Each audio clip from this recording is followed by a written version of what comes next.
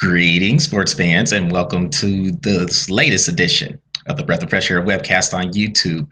I am Charles Taylor, and I am all by myself. Get all the singing. Sorry about that. Sorry, I didn't want to hurt anybody's ears, but I am by myself for this one. But I do have some picks for the NFL from Patrick Brackett and Stan Franklin, which I will read here in a little bit. So, this is the NFL preview show. It is a little bit late, I know. I know Carolina and Denver played last night in a great game, actually, that Denver was able to pull out 21-20. But this is the show where we are going to look at all the divisions and pick all the winners for those divisions. Also, pick our wild cards and our Super Bowl picks, who we think will play in the Super Bowl in Houston come February. Also, I will look into last weekend's college football action and preview this weekend's. So, without further ado, let's get to these picks. So, to make sure I didn't mess anything up, I actually wrote these picks down. So Patrick and Stan, they texted me their picks for who they think will win the divisions. And of course, I have mine. So let's get right to it. So let's start in the AFC, since the AFC had the last champion with the Denver Broncos. And we'll go into the AFC East. Looking at these, nobody is in disagreement here. We all have New England winning this division.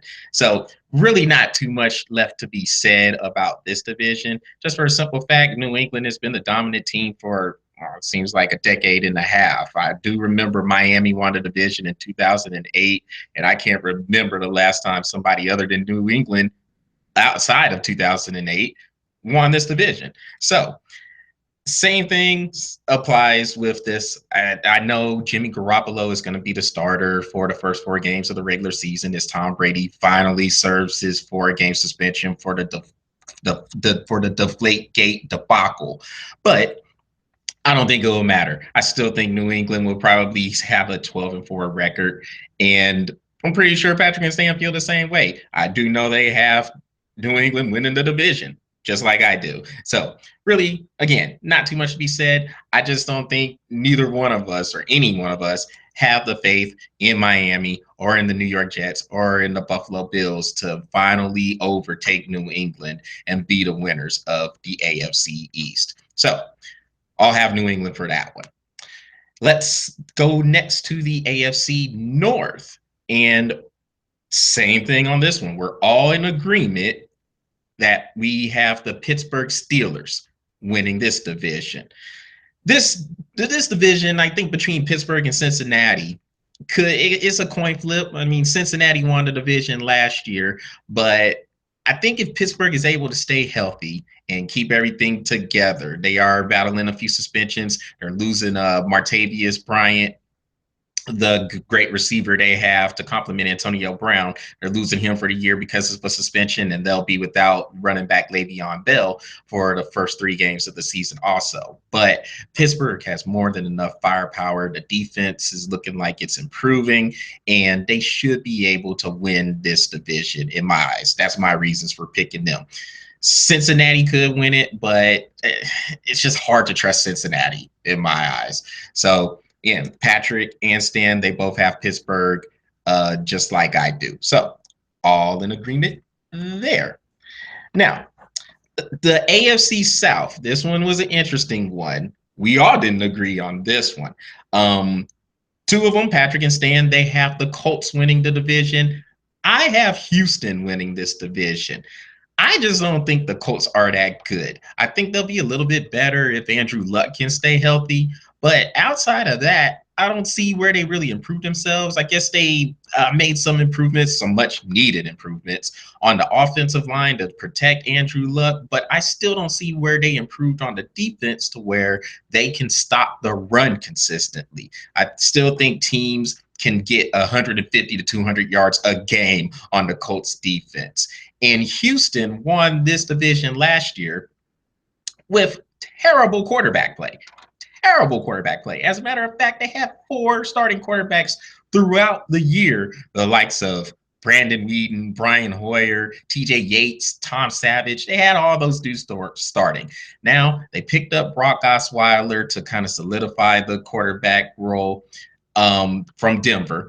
And they got some offensive players to make them a little bit more explosive. We already knew about DeAndre Hopkins, but they drafted Will Fuller out of Notre Dame to help on the receiving core. They also got Braxton Miller out of Ohio State. And at running back, they picked up Lamar Miller from the Dolphins. So that makes Houston really explosive, and they still have the good defense. J.J. Watt is supposed to be returning, and let's see if Jadeveon Clowney can finally show he's worthy of a #1 draft pick. So, I think he'll have a better year than he's had the last couple of years. So I have Houston. Again, Patrick and Stan have Indianapolis winning this division. So that's the first disagreement we have. Well, first disagreement they have with me, but we'll see how it goes. It can go either way between those two. I acknowledge Indianapolis can actually win this division as well. And then you have Jacksonville and Tennessee. They're up and coming teams. So it'll be interesting to see what they do, but they're probably a year off in terms of making competitive strides toward winning this division. So next, we will cover the West, the AFC West. Of course, Denver plays in that division, defending Super Bowl champions, but none of us have Denver winning this division. Patrick has Oakland winning this division, and Stan and I have Kansas City winning the division. I just think between Kansas City and Oakland, Oakland is coming. Don't get me wrong. Oakland has a lot of talent. They finally look like they have direction on the team, and they are going to make some noise. I think they can definitely challenge for the wild card. I don't know if they can beat Kansas City out in the division. So I'm going to pick Kansas City to win because I just think they're the more solid team right now. Yes, they're going to have to throw the ball deeper down the field, but between the ball control offense they do run and the defense they do have, you guys have heard me say it all the time. If you can run the football and you can play good defense, you can win any week you go out there. Kansas City does have that formula, and I think it will be enough for them to be able to pull that division out. So, again, I have Kansas City. Stan has Kansas City. Patrick has Oakland. Honestly, I wouldn't mind seeing Oakland win the division at all. It's about time if they could win the division, but I just don't think it'll be this year. Maybe next year, but not this year. And to round off the picks in the AFC, let's look at the wild cards. Patrick has Kansas City and Buffalo being the wild cards out of the AFC. Not too sure about the Buffalo pick. I mean, Buffalo, they're another team. It looks like they have the talent there. They have LaShawn McCoy. They have Sammy Watkins at the receiver spot. They have Tyrod Taylor, who is a up-and-coming quarterback. The defense is the question mark to me because they have so many injuries there. And I mean, Marcel Darius, he's suspended for the first 4 games. The draft picks, Reggie Ragland, he's gone for the year. Reggie Ragland came out of Alabama. He was going to play linebacker for them, just like he did in Alabama. He's gone for the year with the torn ACL. And Shaq Lawson, the defensive end they drafted out of Clemson, he's battling a shoulder injury, and we don't know what he's going to be like when he returns. So that's the worry for me with Buffalo. They have the talent to compete, but I don't think they will. But Patrick thinks they will, and that's what's important in this case. So Patrick has Kansas City and Buffalo. Stan has Denver and Houston being the wild cards. I kind of like those picks. I mean, look, I have Houston winning the division, but if they don't, I guess Indianapolis will. And seeing them at the wild card, look, those are pretty good picks. I like those. And then I have Cincinnati and Denver. I do think Denver will get a wild card. Look, for part of this is because anybody who knows me and who is a Denver Broncos fan, I talk to them about this pretty frequently, and I'm always picking against Denver. And then the other Denver fans, they pile on me. They're like, "See, when are you gonna stop picking against us, Charles? When are you gonna stop picking against us?" Well, look, I'm not picking y'all to win the division, but I think y'all will get into the wild card round. So, and if Denver does get into the wild card round, they are dangerous because they do have that Super Bowl medal. They do have that toughness. That defense is still going to be tough. With Von Miller, DeMarcus Ware, rushing the passer like they do, they still have the secondary intact, and they still have some up and coming linebackers as well. Yes, they lost Danny Trevathan to Chicago, and they lost a couple other dudes. They lost Malik Jackson on the defensive line to Jacksonville via free agency. But Denver has a lot of talent still on that defense. And if they can run the ball well on offense, which they did pretty well against a pretty good front seven in Carolina's last night, if they can run the ball like that and Trevor Siemian just manages the game, doesn't turn the ball over too much, Denver's still going to be pretty good. So I have them being a wild card team. Stan has them being a wild card team too, and Patrick doesn't. So we'll see how that turns out. But I think Denver will still be pretty solid. So again, Patrick's picks, Kansas City and Buffalo. Stan's picks, Denver and Houston. And my picks is Cincinnati and Denver. So that will wrap up the AFC. Now let's go to the NFC. And let's start with the NFC East. Now, there is a division we were going to disagree on. It would be this one. We all have different picks for this division. Patrick has the New York Giants winning this division because, well, he feels like it's just the lesser of all the evils in there. Philly's a mess. He thinks Washington isn't really that good, and he wonders about Kirk Cousins playing quarterback. And with Dallas losing Tony Romo, he just doesn't know if Dak Prescott can carry the load there enough, at least until Tony Romo comes back, because we know Tony Romo is going to do everything he can to come back. So he thinks the Giants are going to win by default, basically. Stan has Dallas winning this division. The thing with Dallas is if they are coached right, if they can coach this thing correctly, then they still can make some noise in this division, because I think Dak Prescott is going to be decent. Me personally, I think he will be decent. They're going to run the football, or at least you would think they're going to run the football behind that big offensive line, and with Ezekiel Elliott in the backfield, Alfred Morris backing him up. You know, you have Dez Bryant and Jason Witten to throw to. Dallas has the talent on offense, no doubt about it. Defense, we'll see. I mean, you can throw on Dallas. Their secondary play has been pretty inconsistent over the years, and you wonder where the pass rush is going to come through. They have people suspended. DeMarcus Lawrence is suspended. Randy Gregory suspended. You have the middle linebacker, Sean Lee. When he's in there, he can be a beast, but you don't know if he's going to stay healthy. So Dallas has a lot of question marks on the defensive end. But if they can put all that talent together, yeah, it could be possible for Dallas to win the division.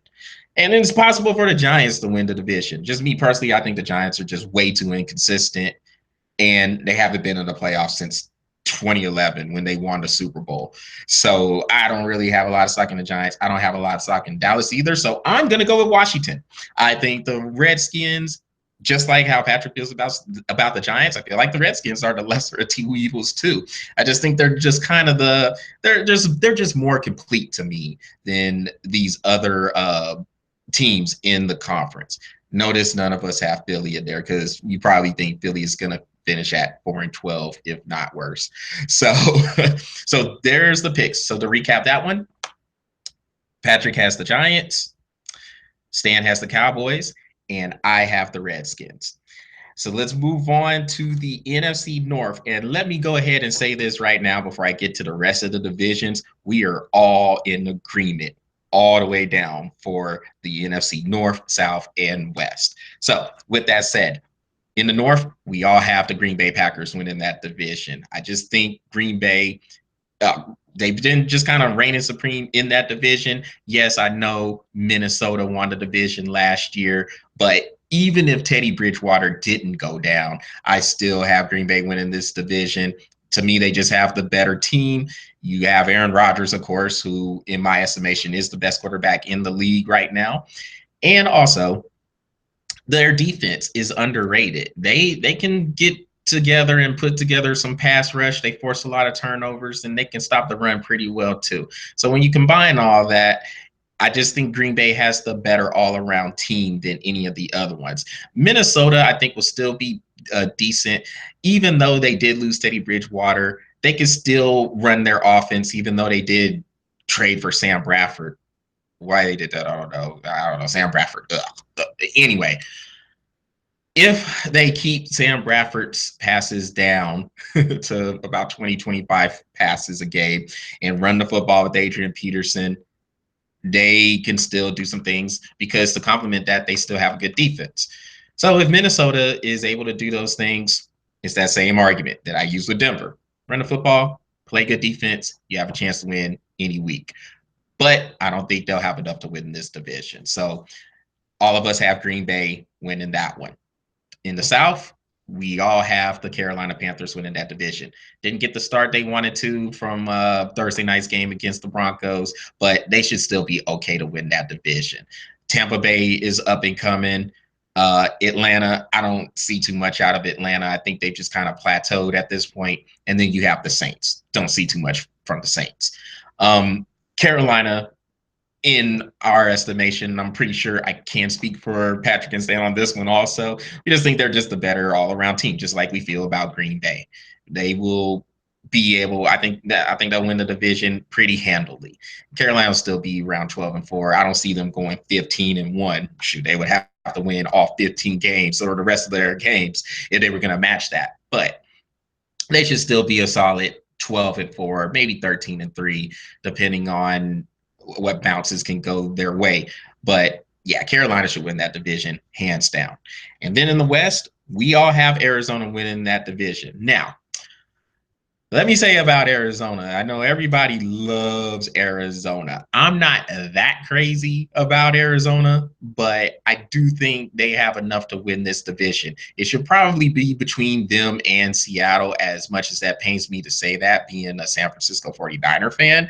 But it should probably be between them as to who wins that division. The LA Rams, they'll show some stretches every now and again, but I don't think they'll have enough to win the division.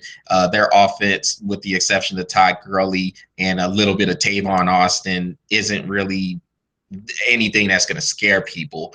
And their defense, they'll play some good defense. They have some good people on the line. Aaron Donald's a beast in the line, along with Robert Quinn. But I mean, their defense isn't really scaring anybody either. So I don't really see too much from the Rams. And then you have my team, the 49ers. We're not looking good. We need some surgery. We're in trouble. I hope we can do something. Don't get me wrong. I'm going to root for them. I'm always repping the 49ers, as everybody knows. But it could look a little bleak for us. So as for who we have winning that division, it is the Arizona Cardinals, and we're all in agreement there. The wild cards for the NFC, Patrick has Chicago and Minnesota being the wild cards.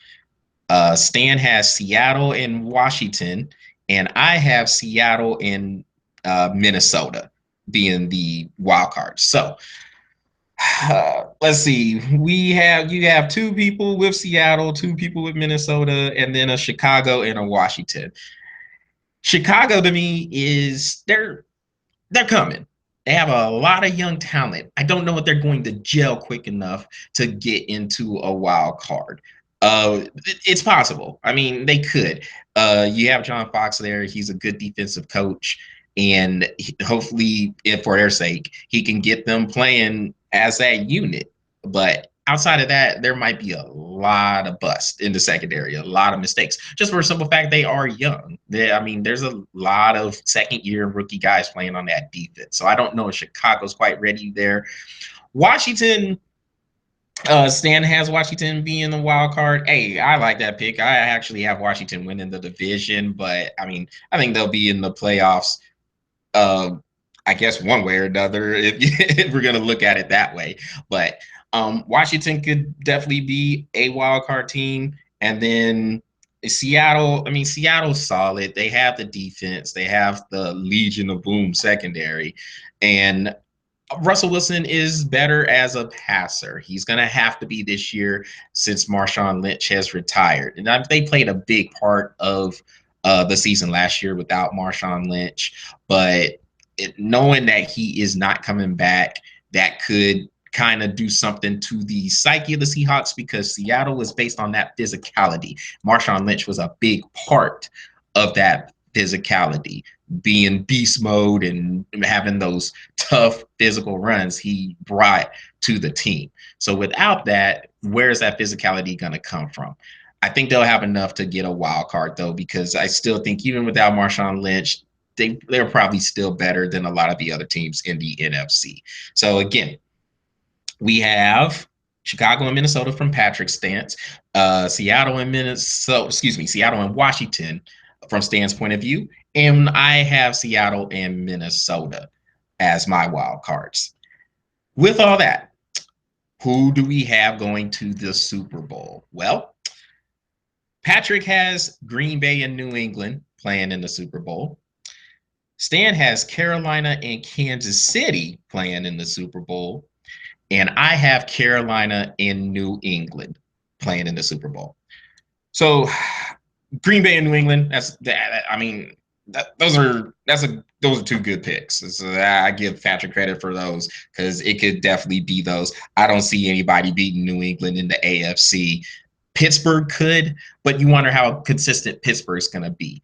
Denver, you just wonder if they can get enough offense to beat New England. If they can, Denver could be right there as well. But just looking at the rest of the teams, Pittsburgh kind of questionable in that Super Bowl race. Denver, same thing with the offense. Nobody can trust Cincinnati. And if you want to try to trust Cincinnati, good luck with that. Because Cincinnati, man, first of all, let's win a wild card game, Cincinnati. 5 years in a row, you have gotten knocked out in the wild card round. At some point, that has to change, or there's going to have to be some changes in the coaching somewhere. Then let's see, who else do you have? Indianapolis, I don't think they're good enough. Houston, if they can get their offense together, yeah, they definitely on paper look like they have the offense to compete. Their defense is going to be good. They're going to rush the passer with J.J. Watt. They can defend against the pass as well. Houston is going to have a defense. If that offense comes together, they could be something to watch also. But right now, I don't see anybody beating New England in the AFC. And then let's see. Let's look at Stan's picks. We have Carolina and Kansas City. That's possible too. Again, I have Carolina going in the AFC or in the NFC. Kansas City in the AFC, I don't know about that just for the simple fact Kansas City, I don't know if they're going to throw the ball enough. They have to stretch the field. If you're going to beat these better teams, you have to throw the ball down the field. Alex Smith dumping the ball off 5-10 yards, that's not going to get it against a New England or even a Pittsburgh or a Denver. They have to be able to go down the field on these teams. If they can't, then nothing is going to happen. It's just going to be kind of the same thing with Kansas City. So I think Stan says they are going to make those adjustments. And if they do, then they'll go to the Super Bowl. So we'll see how that turns out. And then I got Carolina and New England. In the NFC, personally, I don't have anybody beating Carolina. I think they can handle Arizona. They can handle Seattle. Green Bay would be the one other team I could say could come out of the NFC because of the Aaron Rodgers factor and some of the other things I had said when we were talking about the division picks. But I have Carolina coming out of the NFC, and then New England out of the AFC. I just think when Tom Brady comes back, the first 4 games they have, this is off the top of my head, so y'all can Google this, y'all can fact check me if y'all want to, but I think their first 4 games are Arizona, and then they're at home, I think, against Miami, Houston, and Buffalo. They can win at least 2 of those games, if not 3. So you're looking at a 2-2, 3-1 when Tom Brady comes back. I just think New England will probably take off when Tom Brady does come back, and they'll still get a solid 12-4, probably get home field advantage in the AFC, if not a first round bye. And so I just don't really see anybody beating New England in the AFC. So that rounds off the picks. So again, the Super Bowl. Patrick has Green Bay and New England. Stan has Carolina, Kansas City, and I have Carolina and New England. So, whew, that wraps up the NFL preview.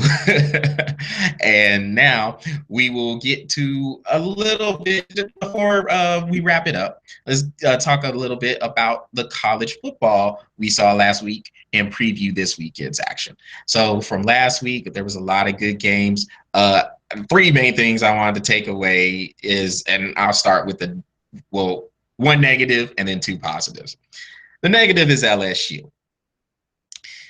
Now, if you guys remember the college football preview, Patrick and Stan had LSU blow it out Wisconsin, and I said Wisconsin is going to give them a game. I didn't think they were going to win the game, but they won the game 16-14, and LSU looks like the same team that we've gotten used to seeing over the past few years. Just questionable offensive play calling, not getting Leonard Fournette the ball. I know he finished with a good amount of carries, but he should have been getting those carries in the first half.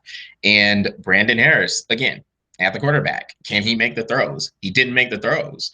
And the offense only scored 7 points. The other touchdown came from the defense. So if this doesn't change for LSU, well, you're going to continue to hear those calls for Les Miles' job. Now, personally, I felt like Les Miles probably should have been gone a few years ago, but apparently other people who were in charge of this decision think Les Miles should still be there. Nothing is getting better there. Nothing is improving there at LSU. It's just the same thing. And it at some point it gets stale. It's going to be time for a change. And if changes don't come, then you're going to continue to see the same LSU underachieving. They have all the talent in the world, but they're not getting the most out of that talent.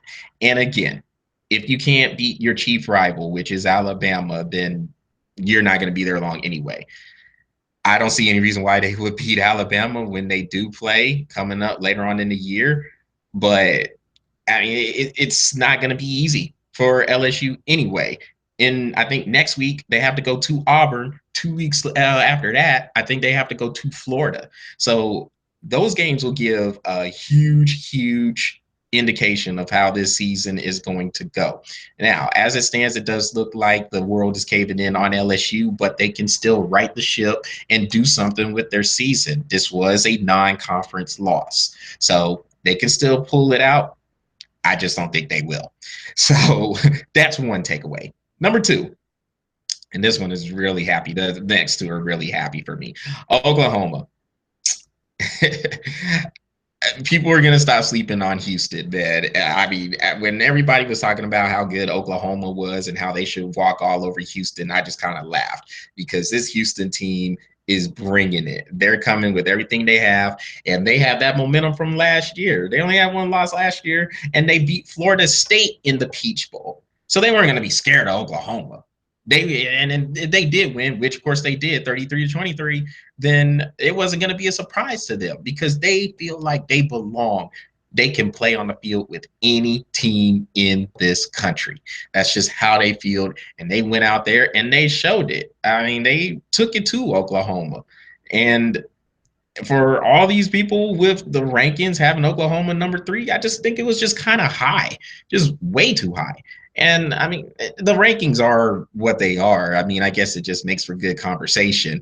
But I mean, the rankings, you just wonder what they're looking at when they make these rankings. And according to how these polls are going to go, just seeing who dropped and how far they dropped, and then looking at the teams who did win and how far they got up, man, it's going to be a topsy-turvy year if this is how the rankings are going to go. Speaking of the rankings, let's get to my Texas Longhorns. So they beat the Notre Dame Fighting Irish in a great double overtime game, 50-47.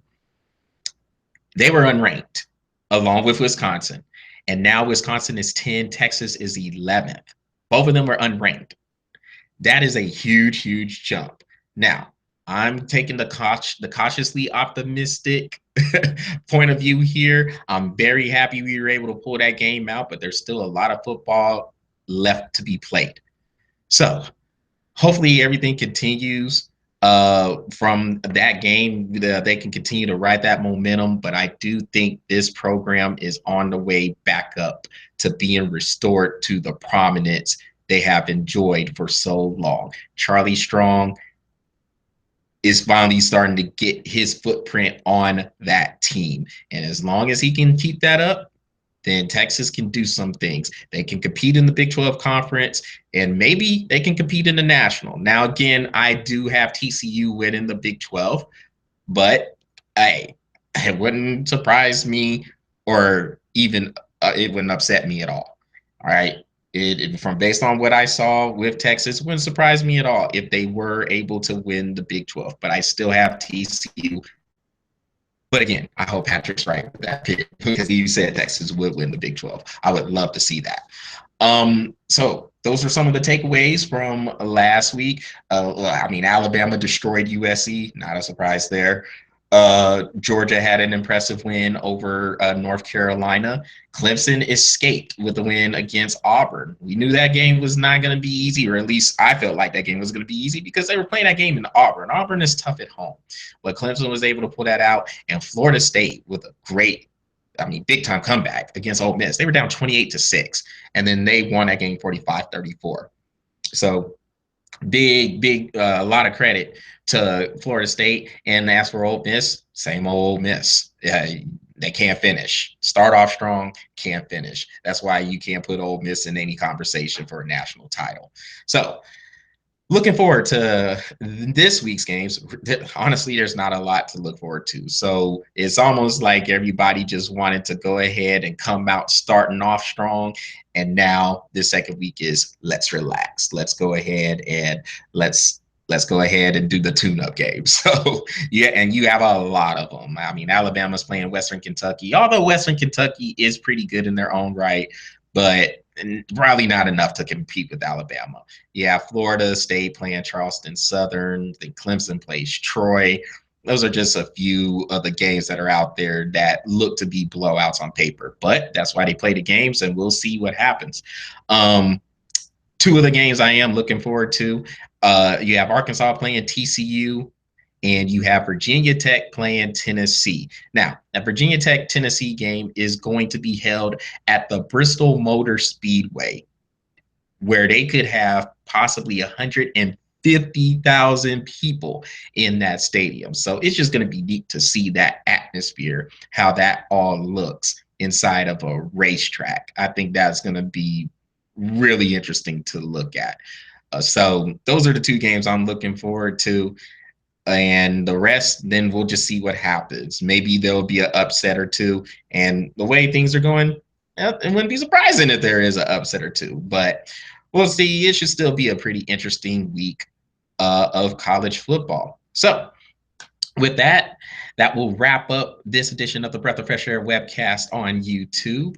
Be sure to look us up on Google Plus, Facebook, Twitter, and LinkedIn. We are on all of those social media networks. And let us know how you felt about this show, about our picks, and we will get back to you. All we ask is that you leave feedback. Just leave a little bit of feedback. That's it. That's all we ask. Well, everybody have a good weekend. Enjoy the football action. The NFL, of course, is starting off at full swing on Sunday, so enjoy that. Enjoy college. And on next week's shows, we will make sure we get some of the Major League Baseball action in there. You have that. They're in the last month of the regular season, so you have the pennant races starting to heat up. So we'll make sure we'll start to talk about that and any of the other topics that we didn't get to cover. Until then, everybody have a good weekend, and we will see each other next week. Take care.